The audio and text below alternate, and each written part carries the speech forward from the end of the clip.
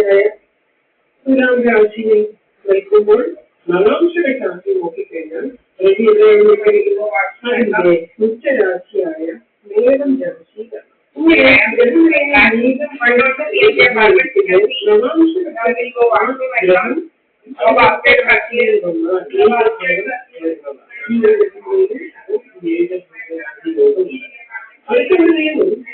നമ്മുടെ ഗ്രഹങ്ങളെ ഏതെങ്കിലും ഒരു ഗ്രഹം നീചം ഭവിച്ച് നിൽക്കുമ്പോൾ മറ്റൊരു ഗ്രഹം നീചം ഭവിച്ച് ഈ ഒരു ഗ്രഹത്തെ ദൃഷ്ടി ചെയ്താൽ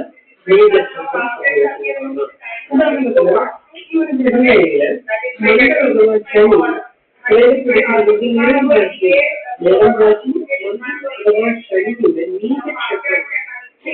ശനിയുടെ നീചം ഭവിച്ച് നിൽക്കുക. ഏതെങ്കിലും ഗ്രഹത്തിലും അതിന്റെ 7ാം ഭാവത്തിലേക്ക് പൂർണ്ണമായ ദൃഷ്ടിയുണ്ട്. ഗ്രഹദൃഷ്ടിയുടെ ഒരു ചാർട്ടിനെ അവിടെ ചേർക്കുന്നുണ്ട്. ഇവിടെ ശനിയുടെ 7ാം ഭാവമായിട്ട് രവി വരും. അതുകൊണ്ട് തന്നെ നീചം ഭവിച്ച രവിയുടെ ആ ഒരു നീചാവസ്ഥ മാറുന്നുണ്ട്. ശനിയുടെയും നീചം മാറുന്നു. കാരണം സൂര്യന് 7ാം ഭാവത്തിലേക്ക് ദൃഷ്ടിയുള്ളതുകൊണ്ട് രണ്ടുപേർക്കും നീചഭംഗം വന്നിട്ടുണ്ട്. അപ്പൊ ഇങ്ങനൊരു കോമ്പിനേഷൻ വന്നാലും ഇത് നീചഭംഗ രാജയോഗമാണ്. ഇനി അടുത്ത ഒരു നിയമമാണ് നീചഗ്രഹത്തിന്റെ രാശ്യാധിപൻ നീചഗ്രഹത്തെ നീക്കിച്ചാൽ ആ ഒരു ഗ്രഹത്തിന്റെ നീചാവസ്ഥ മാറുന്നതാണ്. അത് നീചഭംഗ രാജയോഗത്തിലേക്ക് വരുന്നത്.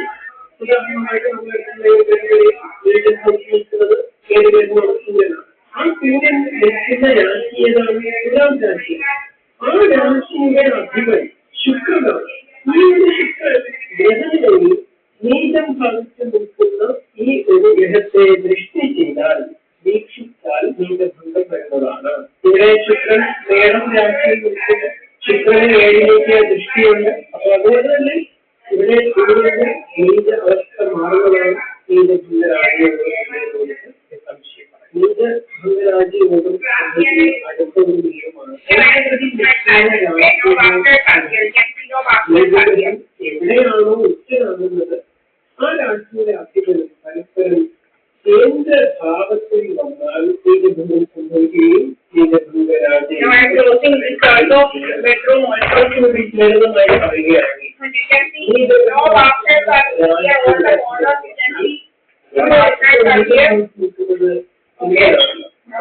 പറയുകയാണെങ്കിൽ തുലാം രാശിയാണ്. ആ തുലാം രാശിയുടെ അധിപനാരാണ്? അത് ശുക്രനാണ്. അതുപോലെ തന്നെ നീചഗ്രഹം ഉച്ചനാകുന്നത്, ഇവിടെ നീചഗ്രഹം രവിയാണ്. അത് ഉച്ചനാകുന്നത് എവിടെയാണ്? മേടം രാശിയിലാണ്. ആ മേടം രാശിയുടെ അതായത് കുജനാണ്. ഇവർ രണ്ടുപേരും പരസ്പരം രാശികളായിട്ട് ഭാവങ്ങളിൽ വന്നാൽ 1, 4, 7, 10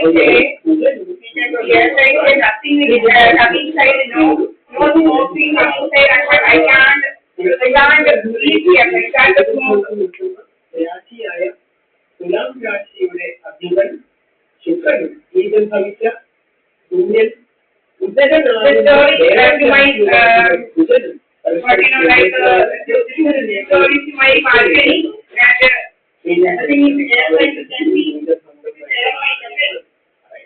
ഏഴാമതായി നീചഗ്രഹത്തിന് നീചഭംഗം ഭവിക്കുന്ന ഒരു നിയമമാണ് പറയുന്നത്.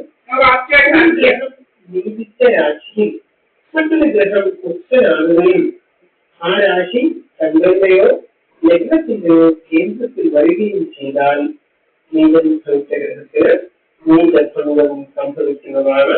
ഇത് നീചഭംഗ രാജയോഗത്തിന് വഴിതെളിക്കുകയും ചെയ്യും. കുറച്ചുകൂടി ലളിതമായി പറഞ്ഞാൽ ഇവിടെ നീചം ഭവിച്ചു നിൽക്കുന്ന ഗ്രഹം സൂര്യനാണ്. അത് തുലാം രാശിയിലുമാണ്. എന്നാൽ ശനിയുടെ ഉച്ചക്ഷേത്രമാണ് അല്ലെങ്കിൽ ഉച്ചരാശിയാണ്. ശനി ഗ്രഹനിലയിൽ അവിടെ തന്നെയാണ് സ്ഥിതി ചെയ്യുന്നത്. അപ്പോൾ ഈ 2 നിയമങ്ങൾ വെച്ചിട്ടുണ്ട്. അതായത് സൂര്യൻ വീഴ്ച നിൽക്കുന്ന രാശിയായ തുലാം രാശി മറ്റൊരു ഗ്രഹത്തിന്റെ ഉച്ചനാണ്. അത് ശനിയുടേതാണ്. ശനി അവിടെ സ്ഥിതി ചെയ്യുകയുമാണ്.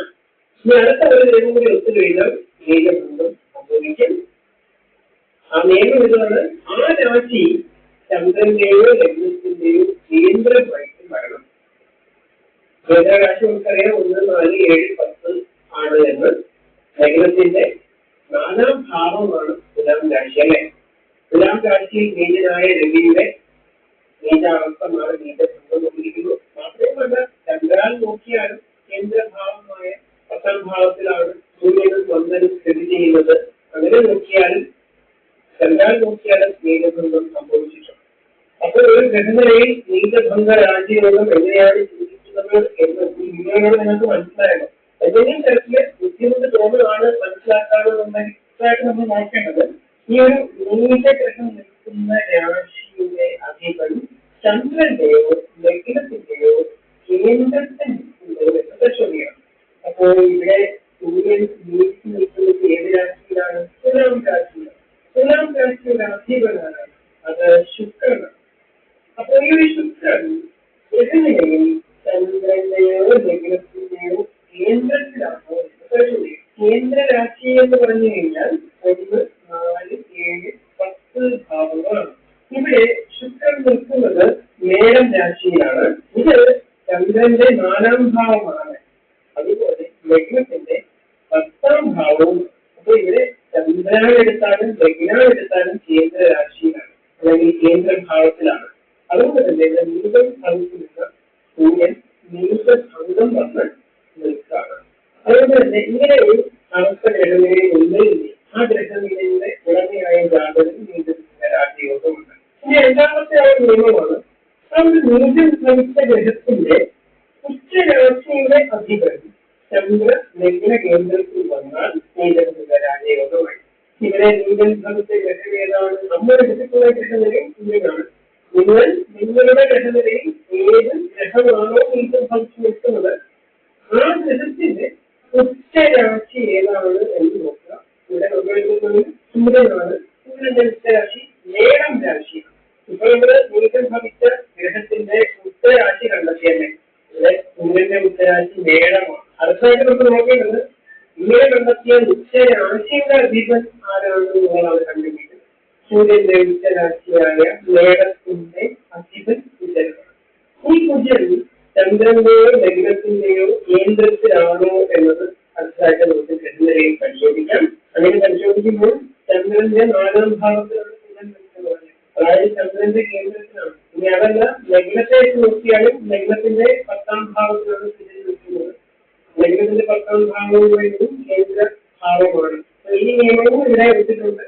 അതുകൊണ്ട് തന്നെ നമുക്ക് നീചഭവിച്ച സൂര്യൻ നീചഭംഗം കൊണ്ടുള്ള സംശയം പറയാം.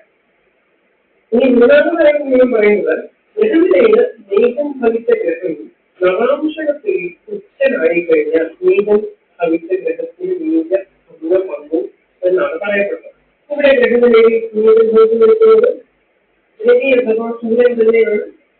സൂര്യൻ അതിന്റെ നീചരാശിയായ തുലാം രാശിയിൽ നിൽക്കുമ്പോൾ നവാംശക രാശി നോക്കിക്കഴിഞ്ഞാൽ രവി എവിടെയാണ് നിൽക്കുന്നത്? അതിന്റെ ഉച്ചരാശിയായ മേടം രാശിയിലാണ്. ഇങ്ങനെ ഗ്രഹനിലയിൽ നീചം ഭവിച്ച് ഒരു ഗ്രഹം നിൽക്കുമ്പോൾ നവാംശകത്തിൽ ആ ഗ്രഹം അതിന്റെ ഉച്ചരാശിയിൽ വന്നാൽ നീചഭംഗം വരുന്നതാണ്. ഈ ഒരു ഗ്രഹനിലയിൽ നീചഭംഗ രാജയോഗമുണ്ട്. അടുത്ത ഒരു നിയമം ഇത്തരത്തിൽ നമ്മുടെ ഗ്രഹനിലയിൽ ഏതെങ്കിലും ഒരു ഗ്രഹം നീചം ഭവിച്ച് നിൽക്കുമ്പോൾ മറ്റൊരു ഗ്രഹം നീചം ഭവിച്ച് ഈ ഒരു ഗ്രഹത്തെ ദൃഷ്ടി ചെയ്താൽ നീചഭംഗം സംഭവിക്കുന്നതാണ്. ഉദാഹരണത്തിന് ഈ ഒരു ഗ്രഹനിലയില് മംഗൾ അഥവാ ശനി പ്രേരപ്പെടുത്തിയിരിക്കുന്നത് മേടം രാശിയിലാണ്. മേടം രാശി മംഗൾ അഥവാ ശനിയുടെ നീചക്ഷേത്രമാണ്. ഇവിടെ ശനിയും നീചം ഭവിച്ചു നിൽക്കുകയാണ്. ഏതൊരു ഗ്രഹത്തിലും അതിന്റെ 7ാം ഭാവത്തിലേക്ക് പൂർണ്ണമായ ദൃഷ്ടിയുണ്ട്. ഗ്രഹദൃഷ്ടിയുടെ ഒരു ചാർട്ടിനാണ് ഇവിടെ ചേർക്കുന്നുണ്ട്. ഇവിടെ ശനിയുടെ 7ാം ഭാവമായിട്ട് രവി വരുന്നു. അതുകൊണ്ട് തന്നെ നീചം ഭവിച്ച രവിയുടെ അവരുടെ നീചാവസ്ഥ മാറുന്നുണ്ട്. ശനിയുടെ നീചം